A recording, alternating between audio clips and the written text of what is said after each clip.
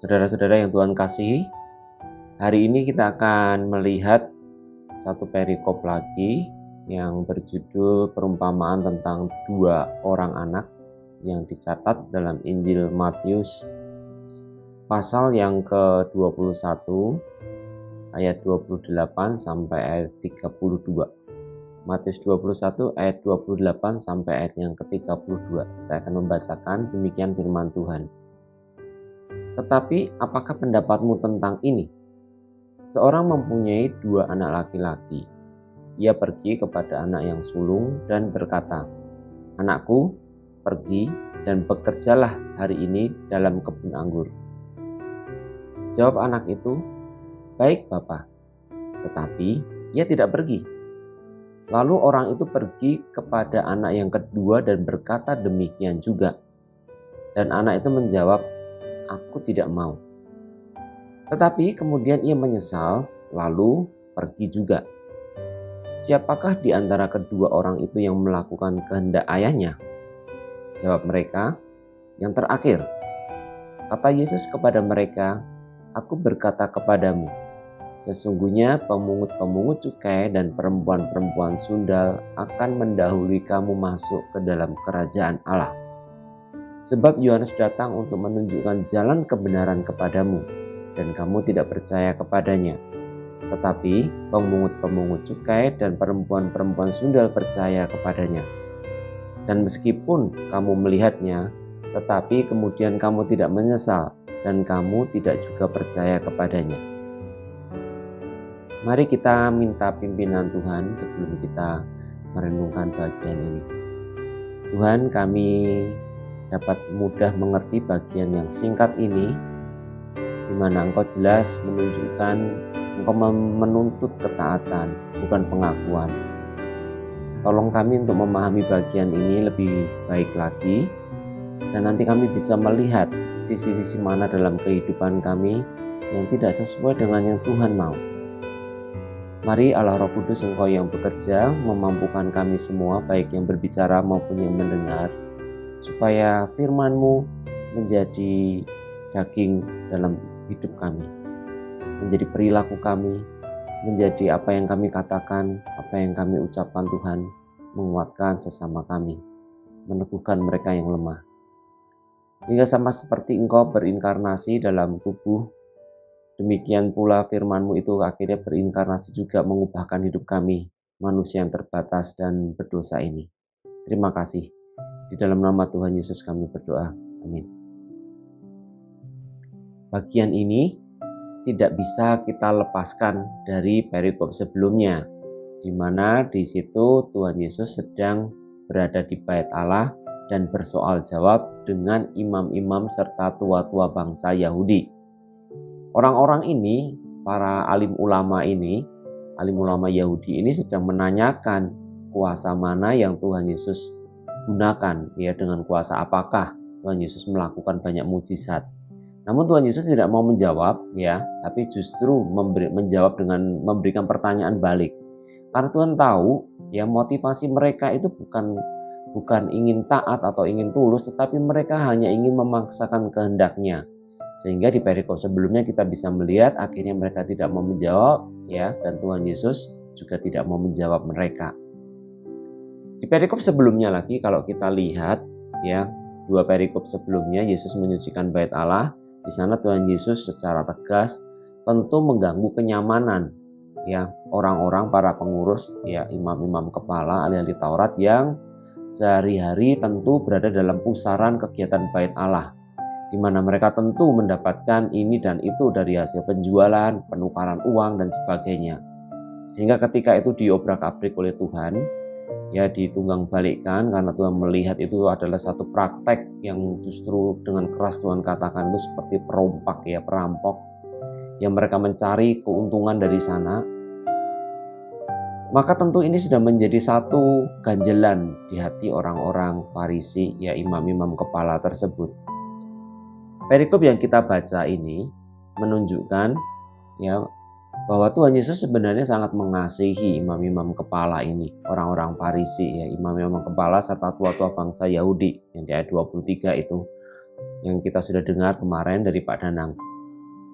Nah, Tuhan Yesus memberikan pertanyaan ini kepada mereka, ya, dan ini dapat dengan mudah dipahami oleh mereka bahwa orang-orang anak sulung ini, orang-orang yang tahu mendapatkan perintah pertama ini adalah orang-orang yang para alim ulama tersebut. Mereka sudah tahu firman, mereka sepertinya iya seperti itu, tetapi mereka tidak melakukan dari apa yang diperintahkan Bapa. Namun anak yang bungsu, ya, yang di sini Tuhan Yesus jelaskan adalah pemungut-pemungut cukai dan perempuan-perempuan sundal, itu justru merekalah yang akhirnya mentaati. Hal ini dapat mudah kita pahami, tetapi bagaimana kita bisa mengerti ya dalam konteks hidup kita masing-masing? Ya, dari penjelasan tadi sekilas kita bisa melihat betapa sebenarnya yang membuat imam-imam kepala, ya, tua-tua Yahudi itu terhalang, itu adalah satu posisi-posisi ataupun kedudukan, kenyamanan ataupun pengakuan yang membuat mereka itu mendapatkan keuntungan dari itu. Sehingga karena merasa mungkin sok tahu, ya, merasa sok berhak, merasa sok berkuasa, mereka justru melawan Tuhan. Ini adalah sesuatu yang sangat mengerikan, ya, karena merasa sudah bisa. Nah, inilah yang sebenarnya sangat mengerikan, ya. Jadi ini adalah buah dari pencobaan pertama, ya, di mana Adam dan Hawa pada waktu itu ditawari untuk menjadi sama seperti Allah.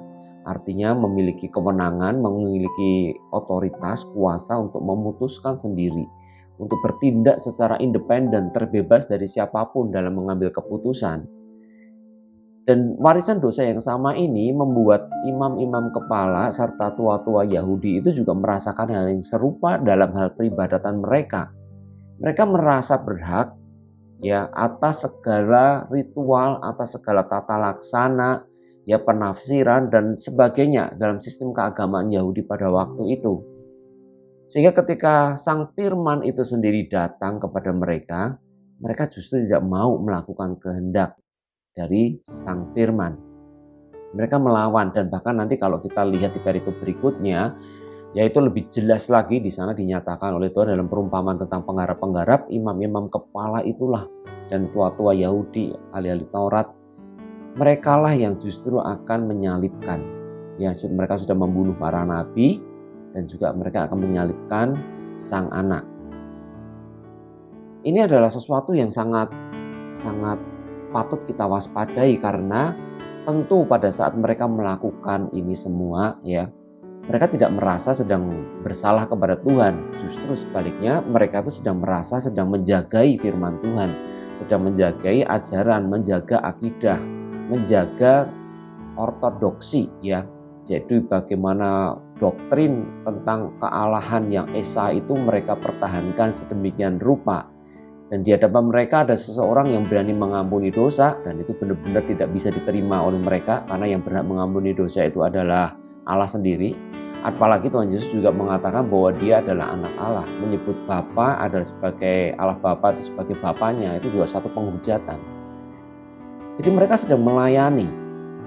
Namun itulah yang justru membuat mereka tersesat. Apakah kita berpikir bahwa kita tidak akan melakukan hal yang serupa? Bagian ini mirip, ya, ketika saya merenungkan bagian ini, hal ini serupa dengan yang Tuhan ingatkan dan ingin saya bagikan, ya, pada kesempatan ini untuk kita semua dalam Komsel. Ya, dalam Komsel kemarin kami membahas tentang dari kitab Roma, ya, dari kitab Roma kita akan lihat kitab Roma. Kita tentu berpikir bahwa kita tidak akan membunuh Tuhan Yesus, ya, bahwa kita tidak akan melawan Allah seperti itu, sekeras itu. Tetapi kalau kita perhatikan, ya, apa sebenarnya yang sedang terjadi dalam sistem keagamaan manusia ataupun sistem kerja jiwa manusia, sebenarnya adalah sesuatu yang sangat mengerikan. Mari kita temukan bagaimana kita sebenarnya juga bisa menjadi pelaku-pelaku orang-orang yang bengis, orang-orang yang justru menolak Tuhan Yesus dengan cara yang tidak kita sadari. Mari kita lihat, ya, Roma 1 ayat 18. Kita tidak akan baca seluruhnya, tetapi kita akan melihat secara cepat. Roma 1 ayat 18 sampai 32. Di situ kita bisa melihat Roma 1 ayat 18, sebab murka Allah nyata dari surga atas segala kefasikan dan kelaliman manusia yang menindas kebenaran dengan kelaliman. Mereka menindas kebenaran dengan kelaliman. Seperti apa itu? Salah satunya secara fisik, ya, Tuhan Yesus kan adalah kebenaran. Dia sendiri jalan dan kebenaran dan hidup. Dan dia ditindas, dia dimatikan karena dia dianggap melanggar perintah Tuhan. Satu ironi yang besar sekali. Dengan satu kelaliman, ya akhirnya imam-imam kepala kita bisa melihat, ya, ahli-ahli Taurat itu mereka lah yang merancang satu rancangan pembunuhan yang keji. Apa yang terjadi, ya? Jadi di sini kalau kita lihat di Roma, jadi mereka di ayat 21, sekalipun mereka mengenal Allah, ya. Jadi kita bisa melihat tadi yang di Matius tadi, sekalipun mereka juga bisa mengenal, mereka sudah tahu tentang Tuhan, tentang Allah, sudah melihatnya sebagaimana disaksikan Yohanes. Mereka tidak memuliakan dia sebagai Allah atau mengucap syukur kepadanya. Sebaliknya pikiran mereka menjadi sia-sia dan hati mereka menjadi bodoh dan gelap. Jadi mereka tidak mau mengakui Tuhan sebagai Allah. Ini adalah sesuatu yang sama seperti saya sebutkan tadi. Ini adalah akar dosa yang sejak semula ditawarkan oleh si jahat, si iblis kepada Adam dan Hawa. Ya, jadi tidak mau karena apa? Tidak mau memuliakan dia sebagai Allah karena menganggap diri sebagai Allah. Merasa diri berhak, merasa diri berkuasa, merasa diri benar. Itu yang sangat berbahaya dan sangat mematikan, seringkali menyesatkan orang-orang. Dan apa yang terjadi ketika mereka sudah melakukan seperti itu? Ya, mereka menggantikan kemuliaan Allah yang tidak fana dengan yang mirip dengan manusia yang fana, burung-burung, binatang berkaki 4 atau binatang-binatang yang menjalar. Ya, jadi mereka menggantikan, intinya di situ menggantikan Allah yang kekal dengan sesuatu yang fana. Ya, di sini kan kita bisa melihat kalau di Roma memang pada waktu itu mereka menyembah berhala-berhala, ya, patung-patung, dewa-dewa. Tentu kita ingat, ya. Di sana dewa seperti dewa Zeus, dewa macam-macam itu, ya, dewa yang saling mengawinkan, punya anak dan sebagainya. Ya mirip image-nya, mirip dengan manusia, ya, dengan segala kebutuhannya, keinginannya, nafsunya. Terus atau juga ada yang menyembah itu, ya, dewa-dewa berbentuk seperti burung, binatang dan sebagainya. Dan itu kita bisa lihat, ya, dalam budaya-budaya tradisi seperti itu. Tentu kita tidak berpikir bahwa wah, saya kan tidak menyembah seperti itu. Sama seperti ahli-ahli Taurat, imam-imam kepala, mereka merasa tidak sedang menyembah Allah-Allah atau berhala-berhala yang seperti itu. Tetapi mereka sedang menyembah apa? Mereka sedang menyembah pikiran mereka sendiri tentang Allah. Mereka membuat berhala sendiri. Dosa yang sama yang dilakukan bangsa Israel ketika mereka keluar dari Mesir, berulang kali mereka melakukan hal yang serupa. Jadi mereka membuat patung lembu emas itu bukannya melihat bahwa itu adalah dewa seperti dewa bangsa-bangsa, tetapi mereka melihat, menghormati patung lembu emas itu adalah sebagai dewa, sebagai Tuhan, ya, representasi Tuhan yang telah membawa mereka keluar dari Mesir. Jadi mereka menciptakan ibadah mereka sendiri, pikiran mereka sendiri tentang Tuhan. Sehingga sebagai akibatnya maka kita bisa melihat di ayat 20, mulai dari ayat 26, ya, 27, ya, itu kita bisa melihat bagaimana salah satu dampak dosa orang tidak mengakui Allah, tidak mau menyembah pada Allah, adalah mereka sudah mulai mengingkari, ya, natur mereka. Salah satu dampaknya yaitu mereka akhirnya memutuskan gender mereka sendiri, sehingga terjadilah lesbianisme, homoseks, ya, seperti itu. Dan itu sudah dinyatakan sebagai satu bentuk penyelewengan karena mereka merasa berhak memutuskan identitas mereka sendiri, preferensi seksual mereka sendiri. Ada banyak perdebatan tentang hal ini, tetapi kalau kita mau kembali ke firman Tuhan, ya, lesbianisme, ya, lesbian dan juga homoseks adalah salah satu produk dari orang tidak mau menundukkan diri di hadapan Tuhan. Mula-mula mereka menyangkal tentang panggilan, tentang identitas yaitu seksualitas mereka sendiri. Mereka mau milih sendiri. Sehingga kita bisa melihat ini sudah terjadi di mana-mana. Terjadi itu adalah satu produk ketika seseorang tidak menyerahkan pikirannya ataupun tidak mau menundukkan diri kepada Tuhan, pada firman-Nya. Salah satunya terjadi seperti ini. Mungkin banyak di antara kita tidak merasa ya, oh beruntung kita tidak seperti itu. Ya sama juga dengan imam-imam kepala dan ahli Taurat juga tidak merasa bahwa mereka sedang akan membunuh Tuhan Yesus, Sang Firman. Ya karena mereka merasa tidak sedang menyembah berhala atau mereka tidak sedang berbuat cabul ataupun melakukan kemesuman yang seperti disebutkan di sini. Tetapi kita bisa melihat di sini ya jangan senang dulu karena mulai dari ayat 28 itu menunjukkan ada bagian-bagian lain yang menjadi tanda bahwa seseorang itu tidak menempatkan Tuhan, sebagai junjungan, sebagai raja dalam hidupnya. Seperti apakah itu? Dan karena mereka merasa tidak perlu untuk mengakui Allah, sekali lagi kita bisa melihat ya, isu tentang mengakui Allah dalam hidupnya sebagai pemimpin, sebagai raja, itu sangat penting. Ya, karena ketika seseorang tidak mengakui dia lagi, maka artinya dia membebaskan dirinya dari Allah yang mengatur, yang memberikan pagar, yang memberikan jalan supaya manusia itu hidupnya berbahagia dan dia berguna menjadi berkat bagi sesamanya. Itu tidak lagi terjadi. Mereka mau seperti Allah, mau sendiri. Tetapi dalam dosa, celakanya begitu mereka keluar dari Allah, mereka masuk ke dalam pelukan si jahat. Sehingga akan melakukan semua yang si jahat mau. Sebaliknya ketika seseorang memutuskan untuk percaya kepada Allah, maka dia akan memutuskan untuk melakukan semua yang Allah mau. Jadi hanya ada dua situasi ya, tidak ada yang separuh-separuh, tidak ada yang seperti itu, hanya ada dua situasi. Akibatnya apa di ayat 28? Maka Allah menyerahkan mereka kepada pikiran-pikiran yang terkutuk, sehingga mereka melakukan apa yang tidak pantas. Seperti apa? Penuh dengan rupa-rupa kelaliman, kejahatan, keserakahan, dan kebusukan, penuh dengan dengki, pembunuhan, perselisihan, tipu muslihat, dan kefasikan. Jadi kita bisa melihat ada pikiran-pikiran yang seperti ini. Rupa-rupa kelaliman, kejahatan, keserakahan, dan kebusukan. Ya, penuh kedengkian, susah lihat orang senang lihat orang susah, seperti itu ya. Pembunuhan, kita mungkin berpikir bahwa saya tidak membunuh dan sebagainya. Ya mungkin saya tidak membunuh, tetapi bagaimana dengan perselisihan? Betapa mudahnya kita seringkali berselisih dengan saudara, ya, dengan saudara seiman, dengan keluarga, dengan orang tua, dengan anak.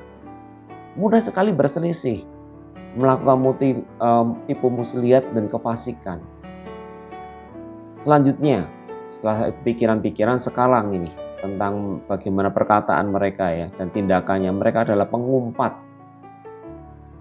Miso-miso ya, gampang sekali mengumpat apapun ya yang tidak sesuai dengan hatinya, mengumpat secara kasar maupun mengumpat secara halus. Ya, kita sendiri tahu ya daftarnya seperti apa.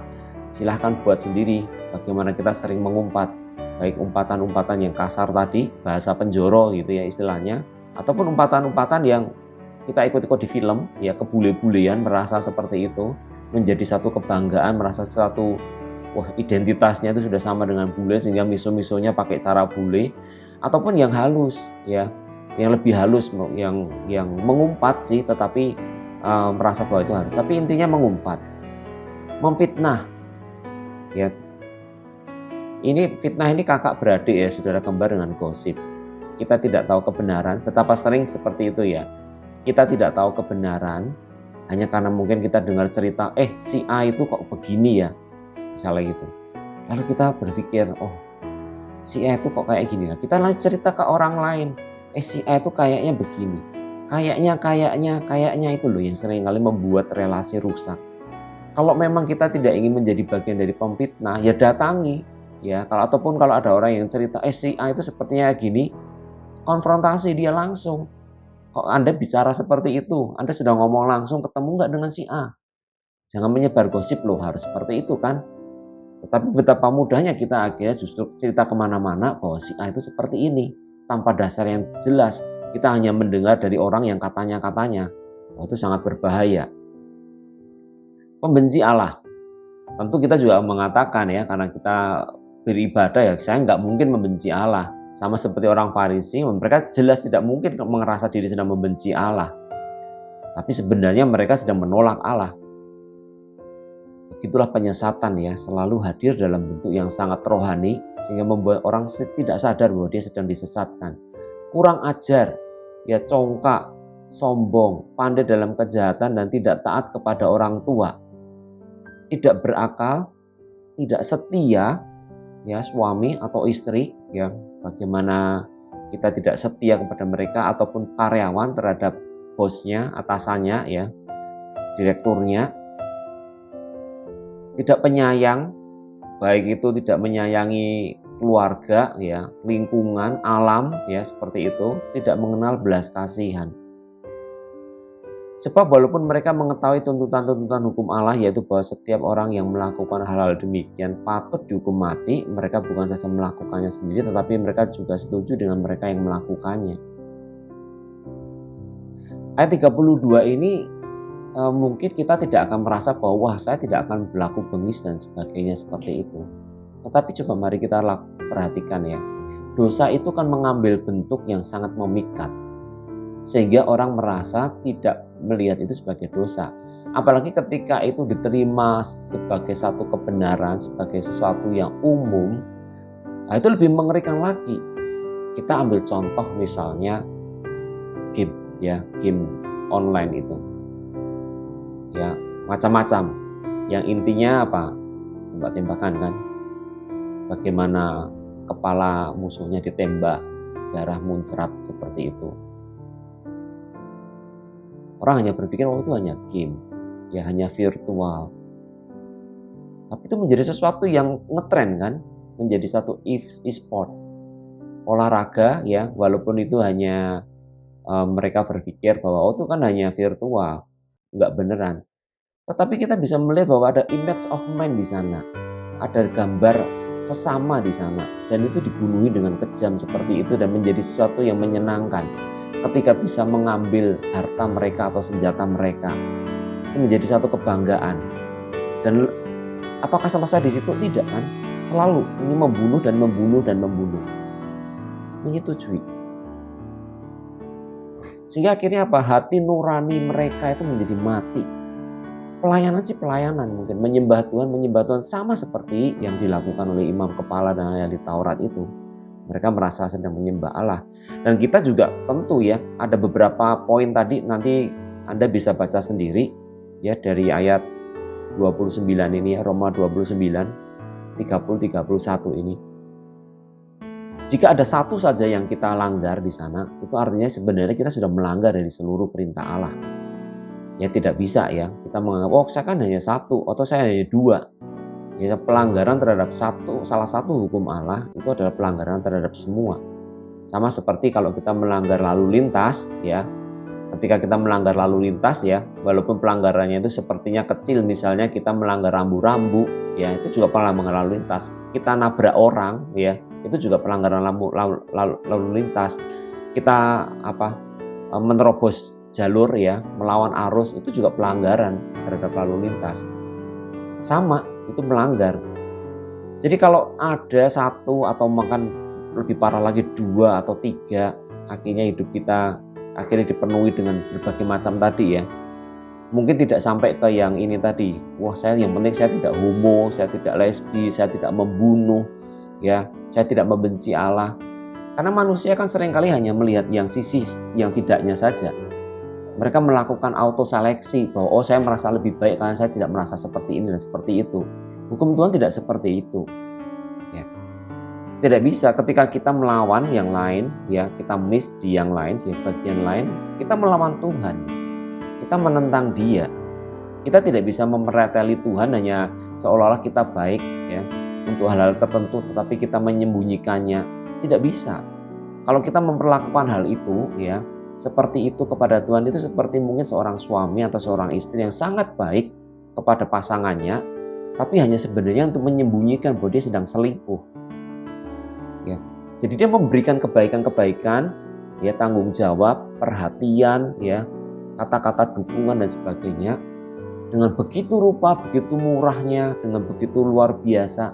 Supaya apa? Ya supaya untuk menutupi kejahatannya yang lain dan merasa diri oke kok gitu. Tetapi kita tahu bahwa hati nurani kita tidak bisa menutupinya. Kalau kita sungguh-sungguh datang kepada firman, kita tahu Tuhan tidak menghendaki itu. Nah, Tuhan Yesus membandingkan, ya kita kembali ke Matius tadi. Jadi kalau kita kembali ke Matius 21, Tuhan Yesus membandingkan hidup mereka, orang-orang para alim ulama yang sangat luar biasa ini dengan siapa? Dengan pemungut-pemungut cukai, dengan perempuan-perempuan sundal. Orang-orang yang jelas hidupnya dalam lembah kekelaman. Ya mereka jelas-jelas hidupnya melawan Allah. Mereka tahu kalau pemungut-pemungut cukai itu mereka sangat materialistis. Yang mereka benar-benar hidupnya menjual bangsanya sendiri. Mereka menjadi antek-antek penjajah untuk menghisap kekayaan, ya, menarik pajak, dan mereka seringkali melakukan korupsi, dan mereka diberikan pengawal dari tentara Romawi ketika menarik pajak sehingga mereka merasa berhak. Ya persis para koruptor lah, ya. Mereka bekerja sama dengan kadang ada kepolisian, anggota kepolisian ataupun TNI. Kita lihat kejahatan di Indonesia kan mirip-mirip seperti itu. Bisa senyum-senyum tuh para koruptor karena mereka tahu mereka dilindungi. Itu kita bisa lihat itu yang di kejaksaan, jaksa siapa itu dipotong hukumannya karena mereka punya pelindung-pelindung. Mereka bangga sekali dengan itu. Ya itulah orang-orang pemungut cukai. Mereka berdosa, ya, dan senang di sini. Yang penting bagi orang-orang seperti ini adalah kekuasaan, uang dan kuasa seperti itu. Tidak peduli orang mau mencela dia seperti apa, mereka bisa menggunakan apapun ya untuk menutupi dosa-dosanya. Ini orang-orang yang durhaka, sudah jelas melawan Tuhan. Lalu perempuan-perempuan sundal juga sama, ya. Mereka mencari uang, ya, atau sebagian juga karena mencari kenikmatan, yang menjual tubuhnya. Kalau yang tadi itu mereka menjual harga dirinya, menjual tentang identitasnya, ya ini sama menjual tubuhnya. Orang-orang yang berdosa ini jelas, ya, mereka jelas-jelas hidup dalam dosa. Tetapi yang membedakan, ya, di ayat 32, ketika mereka bertemu dengan kebenaran, mereka bertobat. Ini bukan berarti semua pemungut cukai dan perempuan-perempuan sundal bertobat, ya. Akan bertobat, bukan. Kalau kita lihat dalam kitab suci tidak semua bertobat. Tetapi mereka yang bertobat tanda-tandanya sangat luar biasa. Seperti Sakeus, ya, ketika dia bertobat, dia pemungut cukai, dia akan sudah langsung memberikan setengah miliknya, ya, untuk orang miskin, dan kalau ada yang dirugikan akan dikembalikan 4 kali lipat. Sesuatu yang sangat luar biasa terjadi di sana. Ya, dia tidak lagi menjadi hamba uang, ya, tidak lagi menjual harga dirinya untuk itu, dia bertobat. Demikian juga kita lihat ada beberapa perempuan, ya, perempuan Dursila yang mengurapi Tuhan Yesus itu juga sama. Dia memberikan minyak wanginya, artinya dia sudah memberikan modalnya untuk menggait para pria itu, ya, minyak yang sangat mahal itu dia pakai, serahkan kepada Tuhan, ya, akhirnya mengakhiri hidup yang lamanya. Orang-orang ini bertobat karena mereka memang mencari Tuhan di tempat yang salah. Mereka mengisi kekosongan hidupnya dengan uang, ya, mereka mengisi kekosongan hidupnya dengan seksualitas seperti itu. Tetapi hati mereka mencari, dan ketika mereka mendengar firman, hati mereka mau, ya, beberapa di antara mereka mau, sehingga mereka bertobat sungguh-sungguh. Ketika mereka mendengar Yohanes Pembaptis berkhotbah, mereka mau percaya, memberi diri dibaptis. Tetapi yang sebaliknya, yang justru yang mereka imam-imam kepala orang-orang Farisi ini sebaliknya justru mereka menolak Tuhan. Mereka tidak percaya. Mereka tidak percaya pemberitaan Yohanes. Karena apa? Mereka merasa sudah seperti Allah, merasa berhak, merasa bahwa beragama itu harus begini dan begitu. Jadi kalau kita kembali ke lagi tadi, ya, ini harus membuat kita waspada. Jangan sampai justru karena kita ini Kristen, karena kita ini melayani, karena kita sudah dibaptis, karena kita sudah memberi persembahan, karena kita sudah mungkin menjadi worship leader, pelayanan ini, itu, ya, jadi diaken, jadi penatua, ya, jadi pendoa, atau apapun itu, kita harus berhati-hati karena iblis justru seringkali menggunakan itu untuk menyesatkan kita. Sehingga kita melawan Tuhan. Tadi, ya, kita merasa sudah baik dalam hal tertentu, Sehingga apa? Kita menyembunyikan dosa-dosa kita yang lain. Itu yang membuat imam-imam kepala, ahli-ahli Taurat itu mereka terus-menerus menolak Tuhan Yesus. Karena mereka sudah merasa berhak, merasa sudah mempunyai tiket sesuatu yang bisa mereka tukar ataupun menyandera Tuhan, ya, memaksa Tuhan untuk akhirnya takluk kepada mereka, harus mengikuti mereka karena mereka sudah merasa berjasa dengan Tuhan. Betapa sempit pemikiran yang seperti itu dan membahayakan dan bahkan mematikan. Mari melalui bagian yang sederhana yang kecil ini, mari kita lihat Tuhan tidak melihat pengakuan-pengakuan atau pemahaman-pemahaman kita. Tuhan tidak melihat track record ataupun tingkah laku rohani kita itu seperti apa. Tuhan melihat pertobatan, apakah kita mentaati Tuhan atau tidak. Melakukan kehendak Bapa atau tidak. Saya ingin kembali mengingatkan di Matius 7. Ya, di Matius 7. Ini berulang kali saya ingatkan, di situ pada hari-hari terakhir banyak orang berseru-seru kepada Tuhan Yesus ya. Tuhan, Tuhan, bukankah kami sudah bernubuat demi namamu, mengusir setan demi namamu, mengadakan banyak mujizat demi namamu juga. Tapi pada waktu itu Tuhan Yesus mengatakan apa? Enyahlah kamu sekalian hai semua pembuat kejahatan karena aku tidak mengenal kamu. Apa yang membuat mereka tersesat? Melakukan mujizat, mengusir setan demi nama Tuhan Yesus, bernubuat. Itu hal-hal yang sangat rohani, bukan? Tapi mereka tidak mengikuti kehendak Bapa. Apa kehendak Bapa? Mengasihi Dia dengan segenap totalitas hidup kita. Dengan segenap hati, kekuatan dan akal budi, dan mengasihi sesama. Dan nanti produknya seperti apa kalau kita lihat dari kitab Matius, ujung-ujungnya apa? Kita akan memuridkan, kita akan pergi menggunakan semua yang kita miliki, ya, untuk kita menjadi berkat di sana, menjangkau jiwa-jiwa yang berdosa untuk memuridkan. Memuridkan itu apa sih? Mengajar orang untuk melakukan, bukan mengajar tok ya, melakukan, menemani, melakukan semua yang Yesus perintahkan di Matius 28. Jadi apapun yang kita kerjakan, kalau kita hanya sibuk jadi pembuat nubuat ya, ataupun kita sibuk mengusir setan, kita sibuk mengadakan banyak mujizat ini itu, tetapi hidup kita tidak berdampak. Ya, kita secara khusus memuridkan orang-orang tertentu yang ada di dalam hidup kita ini, secara khusus mendoakan mereka, mengajar mereka, bertumbuh bersama dengan mereka, bersama-sama bergumul supaya mereka akhirnya kita bersama-sama menempel pada pokok anggur yang benar. Kalau kita tidak melakukan kehendak Bapa yang seperti itu, tapi kita justru sibuk dengan pelayanan ini dan itu, bahkan termasuk khotbah terus ya. Sibuk khotbah seperti itu. Itu bisa menjadi satu penyesatan tersendiri. Bangun gereja yang besar, mungkin gitu ya. Bikin satu grup musik yang keren ya, upload di YouTube sehingga viewernya banyak dan seterusnya, bisa memberkati. Tetapi yang Tuhan minta apa? Matius 28 itu. Kita pergi dan menjadikan bangsa muridnya. Tuhan Yesus sibuk dengan 12 orang. Kita sibuk dengan berapa orang? Apakah pelayanan kita itu kita gantikan dengan yang tidak Tuhan Yesus lakukan? Iya, kebanyakan seperti itu kan. Kita sibuk dengan pelayanan di gereja kita masing-masing, melakukan ini dan itu, dan berpikir bahwa itu pelayanan. Yang Tuhan Yesus minta apa? Murid. Kalau Tuhan Yesus bisa 12, ya kita berapa? Mungkin hanya 1 atau 2 atau 3. Tapi orang tersebut kita sungguh-sungguh ya doakan dan ajak bertumbuh mengenal Tuhan sampai akhir hidup kita.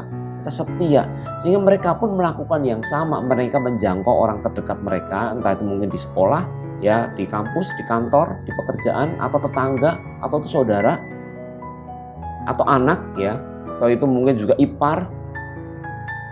Yang secara intensional, ya, secara terstruktur itu menjadi fokus sampai seperti Tuhan Yesus kan runtang-runtung, ya. Tuhan Yesus tidak sibuk loh bikin ini itu KKR ini itu ya, memfollow up yang ribuan orang dikasih makan. Tidak, Tuhan Yesus sibuk dengan ke-12 muridnya. Apakah selama kita menjadi orang Kristen kita sibuk dengan murid atau kita sibuk dengan pelayanan? Kalau kita sibuk dengan pelayanan, berawas-awaslah. Karena mungkin kita sedang tidak mengikuti kehendak Allah. Kita merasa sedang berhak menjadi seperti Allah dan mengatur pelayanan seperti yang kita mau, dan celakanya itu tidak seperti yang Tuhan inginkan. Dan itu yang akan terjadi, akhirnya kita menindas kebenaran dengan cara kita sendiri. Kiranya apa yang kita renungkan ini boleh memeriksa, membuat kita mau terbuka dengan semua yang sudah kita lakukan saat ini. Untuk Anda yang sudah menjadi orang Kristen, untuk saya juga. Selama hidup kita, fokus kita itu tidak memuridkan seperti Tuhan Yesus yang memuridkan, kita harus berhati-hati sekali.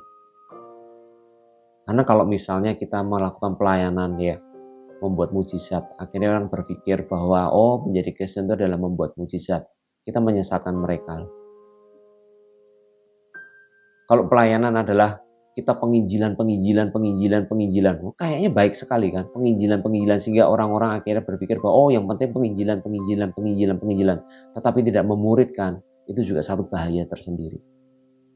Karena ada banyak sekali penginjilan yang tanpa pemuritan. Itu seperti orang yang punya anak, manak terus, tapi nggak ngopeni anaknya. Jadinya apa? Ya banyak bayi-bayi rohani. Dan akhirnya apa? Banyak yang akhirnya terlunta-lunta hidupnya, anak-anaknya itu. Nah, habis manak ditinggal. Ya tidak dewasa. Dan itu terjadi di mana-mana bukan? Di gereja-gereja banyak bayi-bayi rohani. Bayi-bayi rohani itu apa? Artinya mereka terus menuntut perhatian.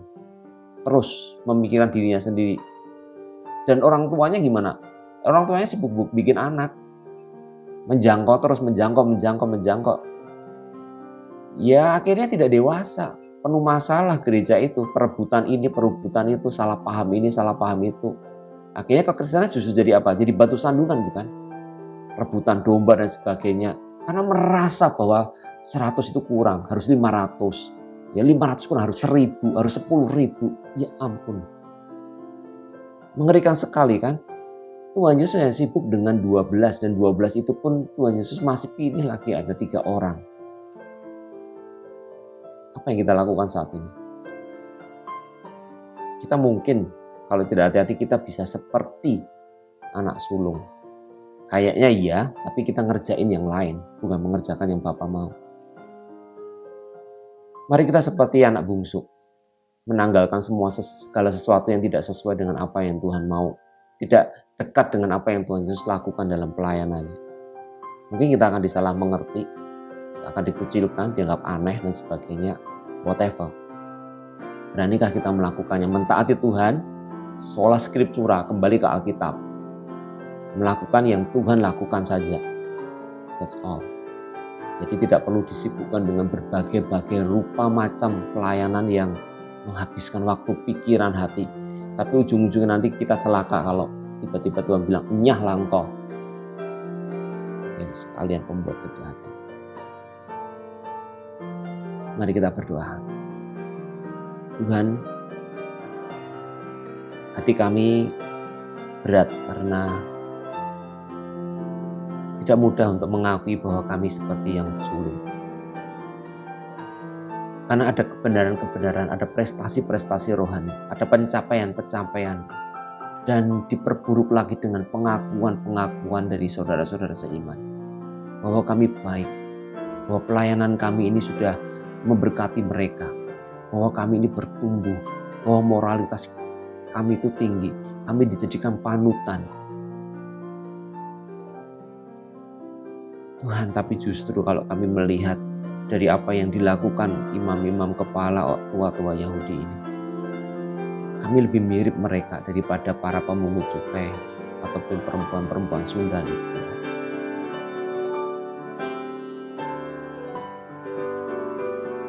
Pemungut-pemungut cukai dan perempuan-perempuan sundal itu tidak menyesatkan orang, karena orang dengan mudah mengetahui bahwa mereka menjalani hidup yang tidak bisa diteladani.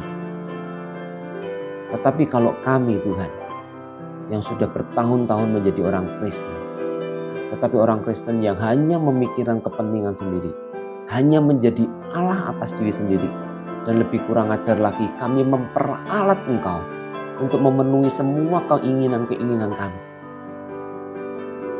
Sehingga hidup kami akhirnya menjadi inspirasi dan diikuti orang-orang. Betapa celakanya hidup kami, Tuhan. Kami menyesatkan banyak orang di sekeliling kami tanpa kami sadari.